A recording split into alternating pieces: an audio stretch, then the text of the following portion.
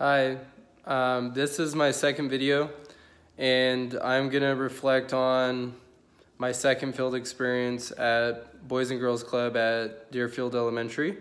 Um, so just kind of like a quick overview of what we did. First thing, since we didn't have marathon club because of the weather, it was snowing outside, the kids were inside, so we started out in the gym. We did a few different group exercises, such as like rock, paper, scissors, or like etc. And again, our field coordinator, Cassidy, she did like an overview of like what to do for Halloween, how to be safe, and like, you know, always have someone with you when you're trick-or-treating, and like not to take anything from strangers and so forth. So she was very good at clarifying that, making sure kids understand that. And then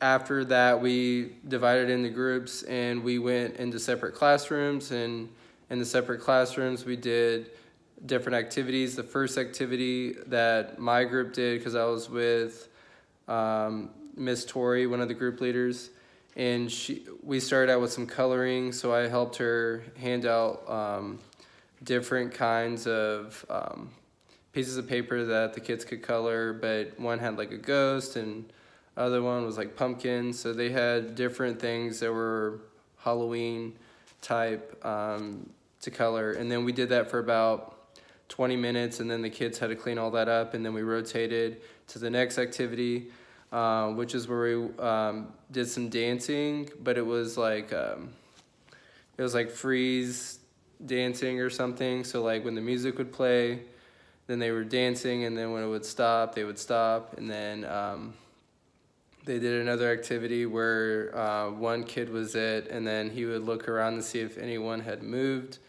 and then they were out if he caught them moving while he was moving around the classroom. So that was fun. All in the process though, I kind of want to talk about the cycle of socialization and also social construction and how that applies to my experience with Boys and Girls Club. The first thing is the cycle of socialization. You have a lot of kids that are diverse. There's just, you see everything, you know, out of the 100 kids that are there. But the thing is you do look at the kids that do have behavioral issues, because those kids stand out, like the ones that are not listening to the group leaders, and the group leaders are having to go out of their way constantly to make sure that the kids that are misbehaving don't misbehave, and just having to keep correcting their actions. So in other words, it's just a bunch of chaos, but it's organized chaos. And so when Cassidy comes in there, then everyone listens, but it's hard for the group leaders to manage certain kids within their own groups. So I try to help out as much as I can, make sure the kids are listening to their group leaders. So I give some advice and stuff when I was there. But yeah, just kind of how it all goes through the core, you know, how a kid has the core from where they're coming from, and then they aren't sure about certain things. So based on what they don't know, it's hard for them to tie their own experience into everyone else's experience, and being able to relate that. So basically everything that they're seeing and they're experiencing is what they're going to take with them. And so in this case, it's Boys and Girls Club. It's a great place for them to be, to learn good values and stuff. But it's what they take with them.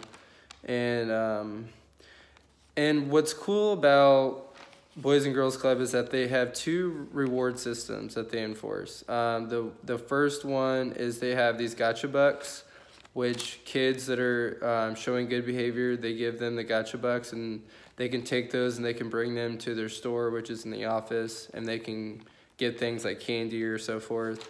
So I think that's a really good reward system for them. They understand that good behavior means there's some reward that comes with that.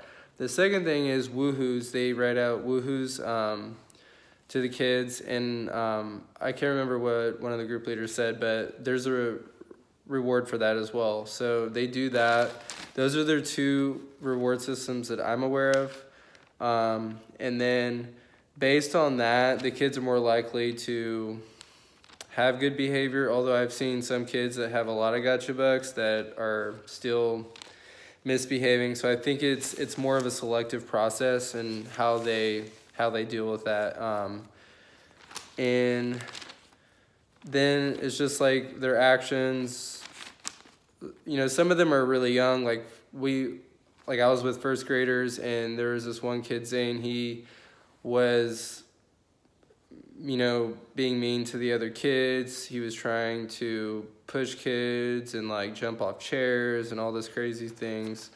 And then Miss Tori had to contact Cassidy to contact his mom because he was misbehaving. But anyways, basically how they handled the situation was good. Zane wasn't having a good time with it. He was kind of isolated from the classroom, and it's amazing the impact it had because it had a social impact on the boys. Now the girls generally don't have any behavioral issues. I noticed that some of the girls, if they have any problems, they usually isolate themselves. So they're not really, if they're not going to be involved with an activity, they usually try to keep away or not participate as much. But it's not like as bad of an effect on the classroom as like trying to do things that you're not supposed to do, like which a lot of the boys do. Like if the teacher says don't go to the back of the classroom under the table, some of those kids did that anyway, usually the boys. Or if she says don't jump off the chair, they still jump off the chair, even when she's not looking. And just trying to basically give them redirection, but sometimes it's difficult. And you can see how as like little groups and based on even just between boys and girls, how there are so many differences. And so the boys definitely are more misbehaved than the females. That's something that I've noticed with the first grade group, especially. And the next thing that I was going to talk about is, so like going back to gender, which is another thing.